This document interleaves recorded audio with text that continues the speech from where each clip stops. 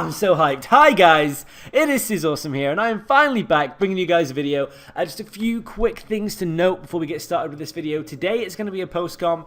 It's going to be a fairly short postcom. Also, there's going to be no layout. I may have a super duper awesome powerhouse of a sexy ass tasty PC these days, well, since Friday, but you guys who have been with me for a long time will know that I am not the most technologically savvy person in the world. I am working on that. I'm learning things about things every day, specifically about computers. I'm trying to learn more so that I can do more for you, for me, for everybody.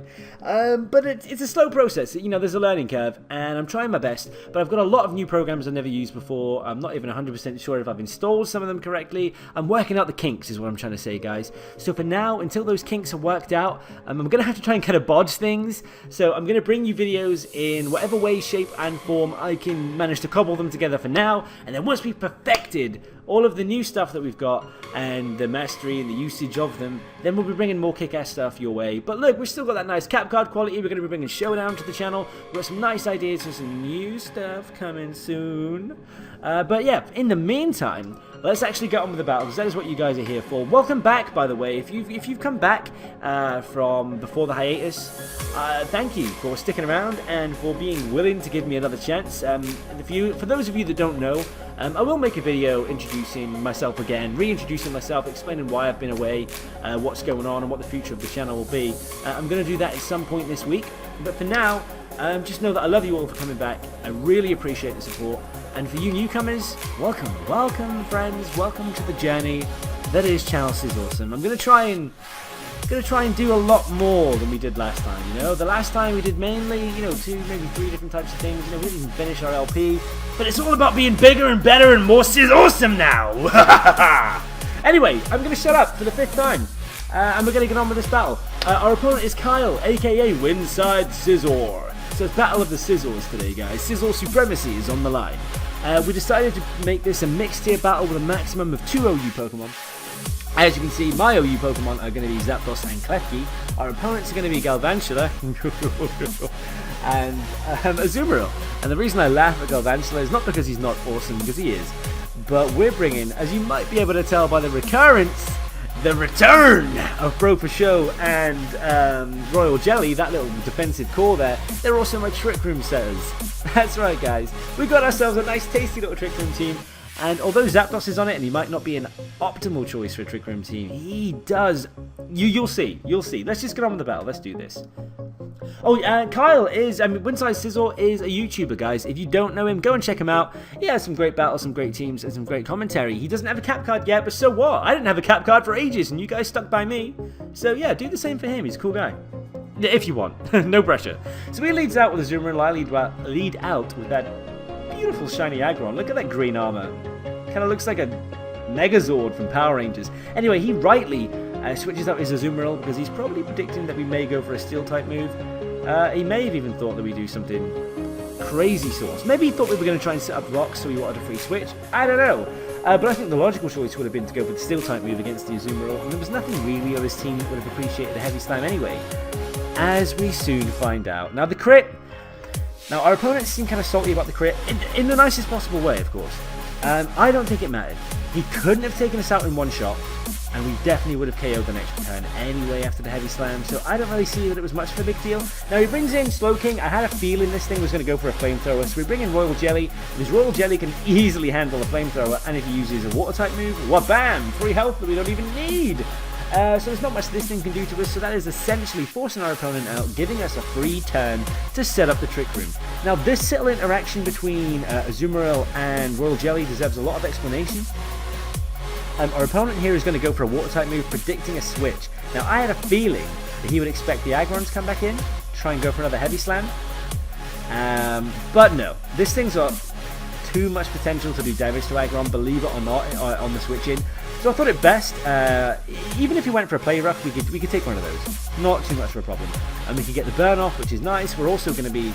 Oh, well, unfortunately, we don't outspeed, because Azumarill is actually one of the things that is slower than Jellicent. It's actually quite a lot slower than Jellicent, I guess. You see that Lumberry popping off there? I just figured that Lumberry might be nice on this thing. A lot of people like to Toxic this bulky ass beast.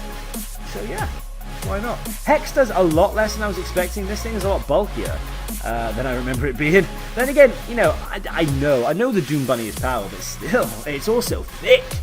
Yeah, so another Hex isn't going to take it down, and another Play Rough is likely to take us down.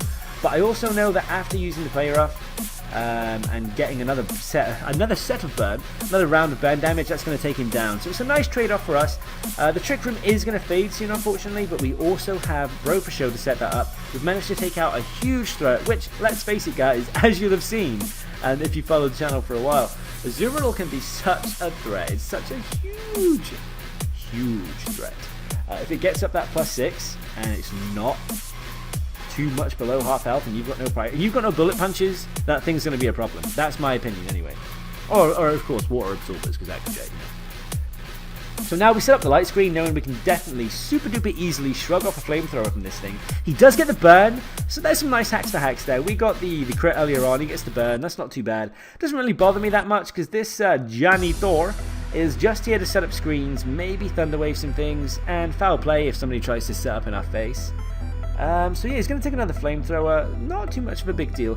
This thing did used to have safeguard, actually, ironically, to prevent against statuses, because I actually quite like that support. Instead of having to worry about heal bell, just send this thing in to safeguard every so often. But no, I can't remember why I got rid of that. I think it was for an FFA or a multi-battle that I had with Grav, and he sort of thought it'd be a good idea for the strategy that we were going for. So yeah, I went for it. Now, here we go, guys. Here we go. The might, the power, the bulk that is Thundarja the Zapdos comes in, absolutely gobbles up that flamethrower behind the screen. Now, quite rightfully, our opponent here is not going to stay in. But what is unfortunate is that he has nothing that wants to take a Thunderbolt. Because as you'll see, even this thing here is not really going to be a fan of a Thunderbolt. Now, now that his sash is broken, there is no real reason to worry about going for, what am I saying? The Heat Wave? No. I forgot words, guys. But basically, we went for the T-Bolt because we knew that would break this thing's sash. If we decided to switch it in, it would be the end of the world if we switched in a resistance. And then we could KO with the Heat Wave. Because I don't know why he set up a Sticky Web, actually. I watched the video, I've already seen his side of it, you should check it out on his channel. I can't remember his reasoning for setting up a Sticky Web, because personally, I would have at least maybe tried to get some damage off or something.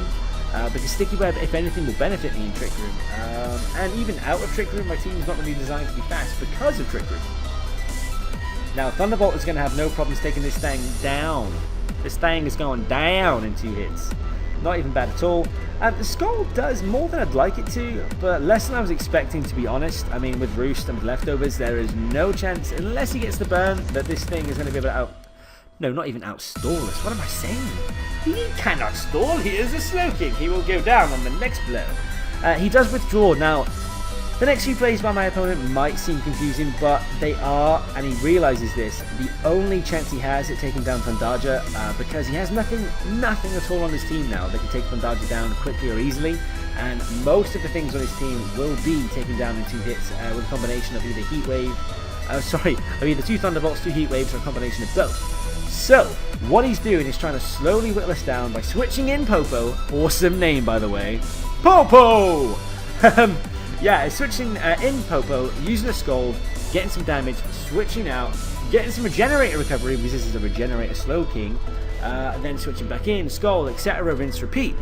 So that is actually his only real option of taking this thing down. Cobalion, if it was carrying Stone Edge or Rock Slide, would have a chance. But I really don't think it was. Because if it was, he would have switched it in already. He would have switched it in at the first available opportunity, and he didn't. Now he switches the Cobalion in. This is where I'm really starting to wonder what this thing's moveset was. Now, you guys tell me if this next turn mattered here, this para.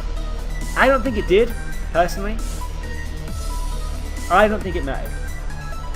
Because I don't think, unless this thing landed a Stone Edge, and even then, I'm not 100% sure it would have KO'd. This is a physically defensive Zapdos. So I'm not really convinced it would have KO'd. I don't think the power mattered. We could have taken this thing down regardless, but then again, the rest of his team may have stood a better chance without Zapdos present on the field.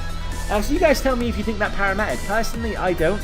But yeah, I'm always keen to be proven wrong. You know, don't just tell me I'm wrong. Prove I'm wrong. Show me some calcs. You know, show me some theories, some sound theories. That's what I'm up for. Yeah, this was a really good battle. I mean, my opponent really beat himself up.